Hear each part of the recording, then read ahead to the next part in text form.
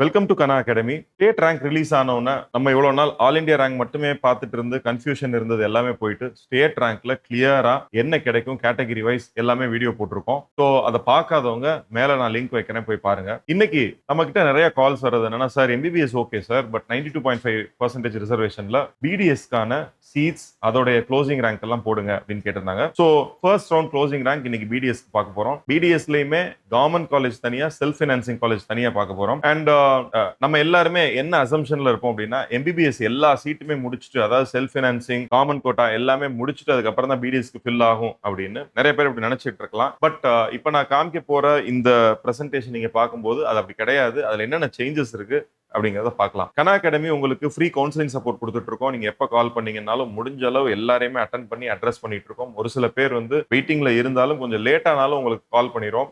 And maximum சண்டேஸ்ல நீங்க phone பண்ணும்போது வந்து உங்களுக்கு ரெஸ்பாண்ட் பண்றது வந்து கொஞ்சம் ஸ்லோவா இருக்கலாம். பட் மண்டே திருப்பி வந்து உங்களுக்கு கால் பண்ணி எல்லாமே கிளியர் பண்ணிட்டே இருக்கும். ஸோ ஃப்ரீ கவுன்சிலிங் கைடன்ஸ் வேணும், you can call us. Fine.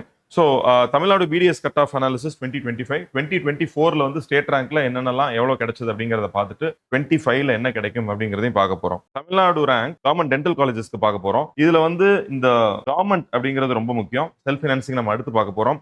எப்படி கவர்மெண்ட் எம்பிபிஎஸ்க்கு வந்து சீட் வந்து ஃபர்ஸ்ட் ஃபில் ஆகுதோ, அது முடிஞ்ச உடனே எல்லாருமே வந்து சூஸ் பண்ண போறது வந்து கவர்மெண்ட் டென்டல் காலேஜ் தான். ஏன்னா மூணு டென்டல் காலேஜ் தான் இருக்கு. அதனால சீட்ஸ் கம்மியா இருக்கிறதுனால எம்பிபிஎஸ்க்கு ஈக்குவலா இதுவும் ஃபில் ஆயிரும். ரேங்க் பார்த்தாலே உங்களுக்கு புரியும். ஓசி கேட்டகரி எடுத்துக்கிட்டீங்கன்னா ஃபர்ஸ்ட் ரவுண்ட் 2024ல 609 ஜெனரல் ரேங்க், மார்க் கூட விட்டுருங்க, it's subject to change. General rank எடுத்துக்கிட்டீங்கன்னா 3984க்கு வந்து கிடைச்சிருக்கு. இது வந்து ஃபர்ஸ்ட் ரவுண்ட் க்ளோசிங் ரேங்க் பார்த்துட்டு இருக்கோம். ரைட். கம்யூனிட்டி ரேங்க்னு ஓசிக்கு எதுவும் வரப்போறது இல்ல. எக்ஸ்பெக்ட் 2025ல பாத்தீங்கன்னா 499 மார்க் எடுத்தீங்க அப்படின்னாலே உங்களுக்கு ஓசியில இருந்தீங்கன்னா கிடைக்கும், கவர்மெண்ட் காலேஜ் கிடைக்கும் டென்டல்ல. பிசி நம்ம எடுத்துக்கிட்டோம்னா 597 மார்க். இங்க வந்து 4894. இந்த 4894ல நமக்கு என்ன சொல்லுது அப்படின்னா, 12,000 காலேஜஸ் இருந்தாலும் 9000 அப்ராக்சிமேட்லி 9000 காலேஜஸ் எம்பிபிஎஸ் இருக்கு அப்படின்னா 4800லேயே வந்து பிடிஎஸ் கவர்மெண்ட் காலேஜும் ஃபில் ஆகுது அப்படின்னா it is very clear MBBS அந்த 37 காலேஜஸ்ல முடிஞ்ச உடனே பிடிஎஸ் தான் ஸ்டூடெண்ட்ஸ் வந்து சூஸ் பண்றாங்க அப்படின்னு. கம்யூனிட்டி ரேங்க் வந்து 2909 வரைக்கும் கிடைச்சிருக்கு கம்யூனிட்டி ரேங்க். இந்த இயர் எக்ஸ்பெக்டட் மார்க் வந்து 488. இதுல வந்து உங்களுக்கு வந்து ஒரு 5 மார்க் முன்ன பின்ன இருக்கலாமே தவிர பட் ஆல்மோஸ்ட் இதை தாண்டாது. பிசி முஸ்லீம் எடுத்துக்கிட்டீங்கன்னா 4558 வரைக்கும் கிடைச்சிருக்கு லாஸ்ட் இயர், அதாவது ஜெனரல் ரேங்க்ல.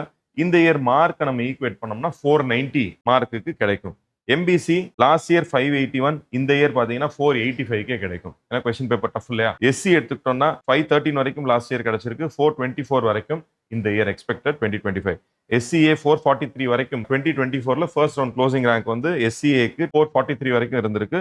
இந்த இயர் 378 கிடைக்கும். அண்ட் பிரைவேட் காலேஜஸ் அதே மாதிரி பார்க்கலாம். ஏன்னா அது முடிஞ்சதுக்கு அப்புறம் ஃபில் ஆக போகுது பிரைவேட் காலேஜ் தான். ஜெனரலுக்கு பாத்தீங்கன்னா 518 கிடைச்சிருக்கு லாஸ்ட் இயர். இந்த இயர் 400 பிளஸ் இருந்தாலே கிடைச்சிரும் உங்களுக்கு. பிசிக்கு அதாவது பிரைவேட் டென்டல் காலேஜஸ் பத்தி பார்த்துட்டு இருக்கோம். பிசி வந்து 168 கிடைச்சாலே கிடைச்சிரும். சிம்பிளா ஓரளவு ஆவரேஜா நீங்க எழுதி ஒரு 200 பிளஸ் 210 இல்ல ஒரு 180 பிளஸ்க்கு மேல எடுத்திருந்தீங்க அப்படின்னாலே உங்களுக்கு இந்த இயர் வந்து பிசிக்கு டென்டல் பிரைவேட் காலேஜஸ்ல கிடைச்சிரும். அண்ட் பிசிஎம் 340 மார்க்ஸ் எடுத்தீங்கனால கிடைக்கும். பட் 2024ல 385 கிடைச்சாதான். அண்ட் எம்பிசிக்கு வந்து 343 கிடைச்சிருது. Last year எம்பிசிக்கு 294. பட் இதுல ஒரு சின்ன சேஞ்ச் இருக்கு. ஏன்னா இதுல வந்து அதிகமா இருக்கு இந்த இயர். எஸ்சிக்கு பாத்தீங்கன்னா 394 லாஸ்ட் இயர், இந்த இயர் 335 கிடைச்சிருது.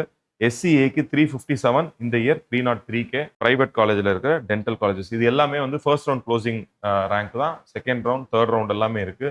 அதுல தான் அந்த 5 மார்க்ஸ் முன்ன பின்ன இருக்கலாங்கிறத பத்தி பேசணும். இது எல்லாமே வேணாம் சார், நான் திருப்பி ஃபர்ஸ்ட் வந்து ஸ்டார்ட் பண்றேன், பிசிக்ஸ்க்கு இம்பார்ட்டன்ஸ் கொடுக்கணும், கெமிஸ்ட்ரிக்கு இம்பார்ட்டன்ஸ் கொடுக்கணும், பயாலஜி வந்து நான் ரொம்ப ஈஸி நினைச்சு விட்டுட்டேன், இந்த மாதிரி எல்லாம் வந்து உங்களுக்கு திருப்பி ஒரு சான்ஸ் எடுத்துக்கணும் அப்படின்னு தோணுச்சுன்னா கனா அகாடமி உங்களுக்கானது தான். ஏன்னா வந்து ரிப்பீட்டர்ஸ் பேட்ச்ல இண்டிவிஜுவல் அட்டென்ஷன், ஒவ்வொரு குழந்தைங்களுக்கும் இண்டிவிஜுவல் அட்டென்ஷன் கொடுத்து லைவ் டெஸ்ட்னா எங்களுக்கு எஃபர்ட் ஜாஸ்தி, பட் உங்களுக்கு சிம்பிளா இருக்கணும்னு சொல்லிட்டு நாங்களே கொஸ்டினை ரீட் பண்ணி உங்களை எழுத வச்சு சிம்பிளிஃபைடா பண்றோம். டெஸ்ட்டுங்கிற ஒரு ப்ராசஸே சிம்பிள் ஆக்கியிருக்கோம்.